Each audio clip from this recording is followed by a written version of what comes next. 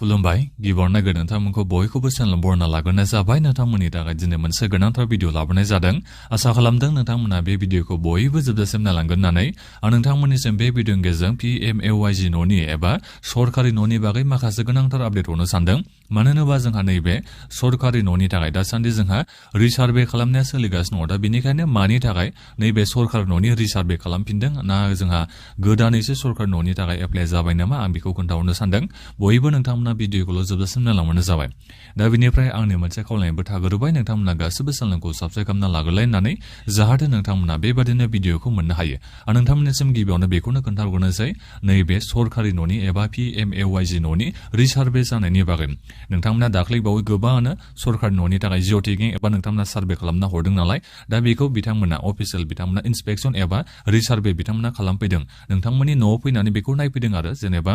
नोंथाङा सरकारि न'खौ मोनथावना मोनथावा बेखौ बिथांमोना नायफैदों नोंथांमोननि न'आव फाखा न' गैगोन ना गैया बेफोरखौ नायफैदों आरो नोंथांमोनाथ' मिथिखागौ नैबे सरकारि न'खौ मोननो हायो जायफोर बिथांमोननियाव खाथसा हाउस दङ एबा खाथसा न' दङबासो जायफोर नोंथांमोननियाव नैबे फाखा न' दंखायोबा नोंथांमोना सरकारि न'खौ न'नि फैसाखौ मोननो हाया एबा सरकारि न'खौ नोंथांमोना मोननो हाया दा बेनिखायनो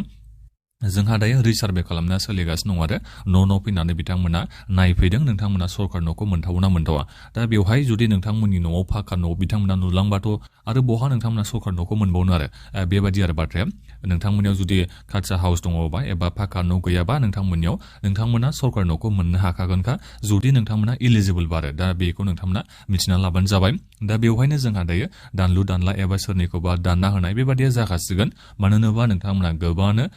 न'आव जेनेबा फाखा न' थाखानानैबाबो एबा जायफोर बिथांमोना सिगाङाव सरकारि न'खौ मोनखांनाय नोंथांमोनाबो एप्लाइ खालामदोंबा नोंथांमोननिखौबो बेहायनो दानना होनाय जासिगोन मानो होनोबा पुरा आसामाव 30 लाखनिबो बांसिन मानसिफ्रानो दाख्लैबावै सरकारि न'नि थाखाय सार्भे एबा एप्लाइखौ खालामदों आरो दा बेनिखायनो गासिबो मानसिफ्राथ' मोनथावना नङा नालाय दा बेनिखायनो बिथांमोना दायो नोंथांमोननि न'आव फैनानै बिथांमोना रिसार्भे खालामफैदों नोंथांमोननि न'आव नायफैदों नोंथांमोना सरकारि न'खौ मोनथावना मोनथावा बिनि बागै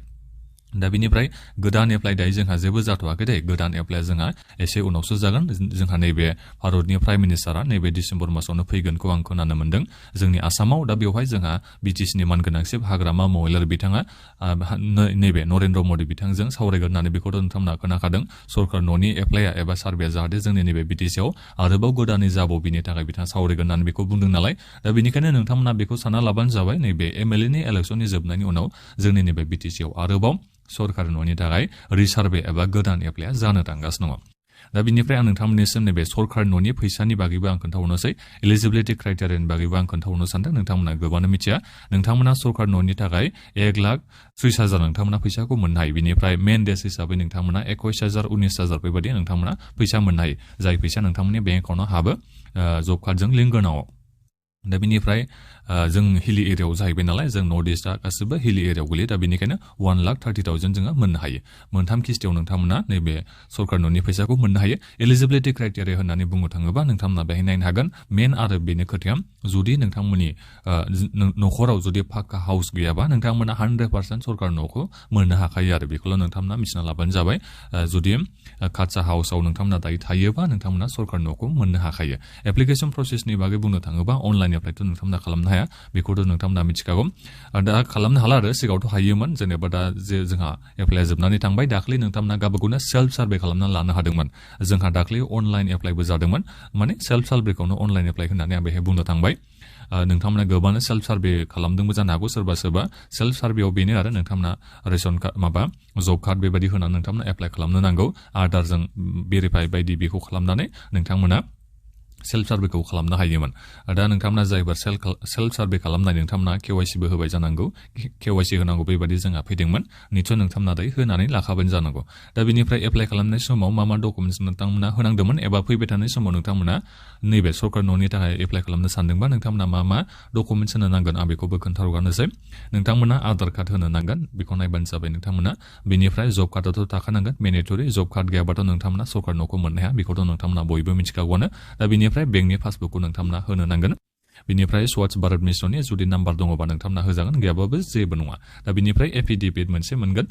एफिडेभिटखौ नोंथांमोना फर्मखौ ओरैनो फिलआप खालामनानै हरलायनांगौनि गोनांथि गैया अफिसियेल बिथांमोना नोंनि न'आव फैनानै सार्भे बिथांमोना खालामफैयो आरो दा बेनिखायनो जुदि नोंथांमोननि न'खराव फाक्का हाउस गैयाबा नोंथांमोना सरकार न'खौ मोननो हागोन दा नोंथांमोना एसे समल' नेदो नैबे आसामनि एमएलए नि इलेक्सनखौ नोंथांमोना नेबानो जाबाय अब्लासो जोङो नैबे बिटिसिआव आरोबाव गोदानै सरकार न'नि एप्लाइ एबा रिसार्भे जानायखौ नोंथांमोना नुनो मोननाय जागोन दा बेनिफ्राय जायफोर नोंथांमोना दाख्लै बावै सरकारि न'नि थाखाय एप्लाइ खालामनाय दा नोंथांमोनियाथ' रिसार्भे एबा बिथांमोना इन्सपेक्सन खालामफैदों नालाय दा बेनिखायनो बेनिफिसियेल लिस्ट खालामनायाबो एसे उनावनो जानो थांगासिनो दङ नोंथांमोना सानना लाबानो जाबाय फैगौ बोसोराव नोंथांमोना सरकार न'खौ मोननो हानाय नङा बेथ' सम्भब नङा नोंथांमोना फैगोन बोसोरावनो जायफोर नोंथांमोना दाख्लै एप्लाइ खालामनाय नैबे सरकार न'नि फैसाखौ मोननो हागोन बेथ' जाथावना नङा बायदि आं नुहुरदों दा बेनिखायनो नोंथांमोना 2027-28 बे बोसोरनि गेजेराव नोंथांमोना बेनिफिसियेल लिस्टखौ मोननानै नोंथांमोना सरकार न'नि फैसाखौ मोननो हागोन आरो नोंथांमोना बेखौ मिथिना लाग्रोखाबानो जाबाय नोंनि नामा गिबियावनो बेनिफिसियेल लिस्टआव फैग्रोगोन बिनि उनावसो नोंथांमोना एसे उनाव नैबे फैसाखौ मोननो हायो आरो दा बेनिखायनो नोंथांमोना नेदो नोंनि नामा बेनिफिसियेल लिस्टआव फैयो ना मायो जेब्ला बेनिफिसियेल लिस्टआ फैगोन अब्ला आं नोंथांमोननिसिम भिडिअ लाबोना खोन्थाहरगोन नोंथांमोना बयबो चेनेलखौल' साबस्क्राइब खालामनानै लाबानो जाबाय दा बेखिनियाव नोंथांमोना माबाफोर सोंनांगौ दङबा नैबे सरकार न'नि बागैनो नोंथांमोना भिडिअ बक्सआव कमेन्ट खालामबानो जाबाय नोंथांमोना गोबांनो सोंहरदोंमोन नालाय सरकार न'नि थाखाय माथो रिसार्भे जागासिनो दं होननानै नोंथांमोना गोबांनो बुंहरदोंमोन दा बेनिखायनो आं नोंथांमोननिसिम बे भिडिअनि गेजेरजों खोन्थाहरनाय जाबाय दा बेखिनियावनो नोंथांमोना बे चेनेलखौ गासिबो साबस्क्राइब खालामना लादो गोजोन्थों